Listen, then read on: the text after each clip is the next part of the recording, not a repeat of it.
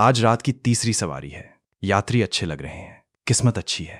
शहर से बाहर की सवारी है और ऊपर से 100 युआन का अतिरिक्त धन्यवाद शुल्क भी है। आज तो सच में किस्मत चमक गई। मैं 3 साल से ऑनलाइन टैक्सी चला रहा हूँ। हर तरह के यात्री देखे हैं। कुछ ने 5 स्टार की अच्छी रेटिंग दी, कुछ ने चुपके से टिप दी और कुछ तो नशे में पूरी गाड़ी में उल्टी तक कर चुके हैं। लेकिन कभी कोई बड़ी परेशानी नहीं हुई। मुझे हमेशा लगता था कि मेरी किस्मत अच्छी है और भगवान ईमानदार लोगों का साथ देते हैं। लेकिन मैंने कभी नहीं सोचा था कि आज रात सिर्फ इसी एक सवारी की वजह से मैं लगभग अपना सब कुछ खो बैठूंगा और मेरी जान भी जाते जाते बची।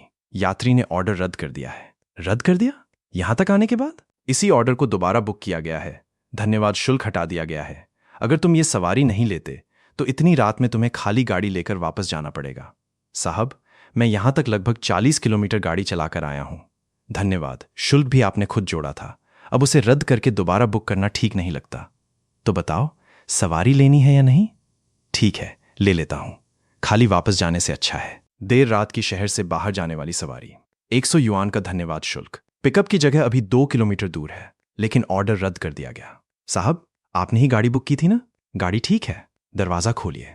इस गाड़ी में कैसी बदबू है, बिल्कुल गरीबों जैसी गंध आ रही है। पति, तुम भी सूंघो। चलो, जैसे तैसे बैठ जाओ। इतनी रात में गाड़ी मिल गई, यही बहुत है। अरे ड्राइवर, ये सवारी ऐप के जरिए नहीं करनी है। इसे शेयर राइड के हिसाब से 30 युआन में कर लो और हमें शहर तक पहुंचा दो।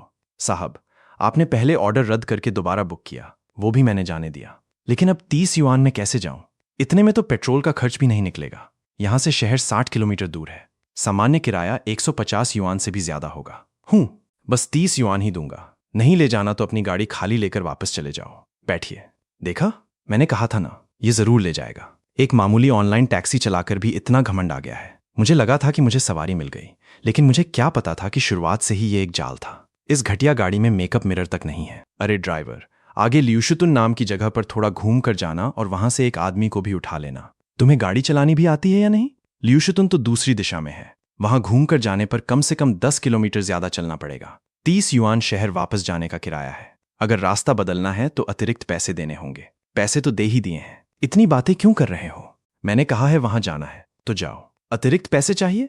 तुम तो यात्रियों को लूट रहे हो। अगर चाहूं तो अभी तुम्हारी शिकायत कर दूंगा और फिर जिंदगी भर टैक्सी नहीं चला पाओगे। अरे धीरे चलाओ, मेरी कमर।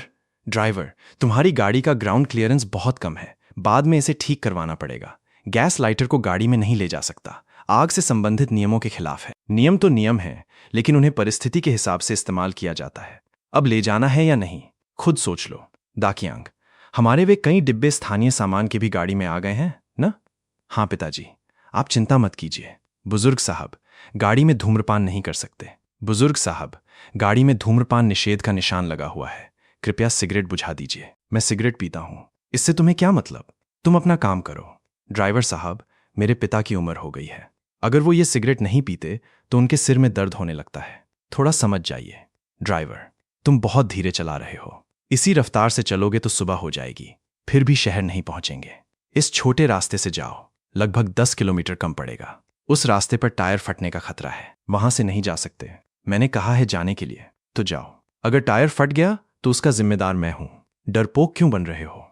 पागल हो गए हो क्या? ओहो, गुस्सा भी बहुत है। मुझे तो डरा ही दिया। बीवी, तुमने देखा, ये ड्राइवर हमें नुकसान पहुंचाना चाहता है। अभी तो इसने मुझे लगभग गाड़ी से बाहर फेंक ही दिया था। हाँ, मेरी गर्दन भी शायद मुड़ गई है। बहुत दर्द हो रहा है। मेरी कमर तो टूट गई। ये ड्राइवर बहुत तेज और खतरनाक तरीके से गाड़ी चला रहा था। दाकियांग, हमें इससे पैसे वसूलने चाहिए। ड्राइवर, शहर पहुंचने के बाद पहले हमें सेंट्रल अस्पताल ले जाना। मेरी पत्नी की जांच करवानी है। जांच का खर्च तुम्हें देना होगा, साथ में उसके काम से छुट्टी के नुकसान का पैसा भी। हमें पूरा हिसाब करना पड़ेगा। ठीक है, अस्पताल चलते हैं।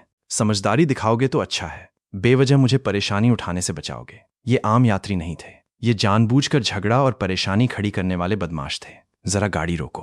वहां एक सुविधा की दुकान है। मैं सिगरेट का पैकेट खरीदने जा रहा हूं। ड्राइवर, यहीं इंतजार करना, कहीं भाग मत जाना। तुम एक महीने में इस गाड़ी से कितना कमा लेते हो? बस खाने पीने जितना। मुझे तो लगता है बस इतना ही कमाते हो। दाकियांग भी पहले गाड़ी चलाता था, लेकिन बाद में छोड़ दिया।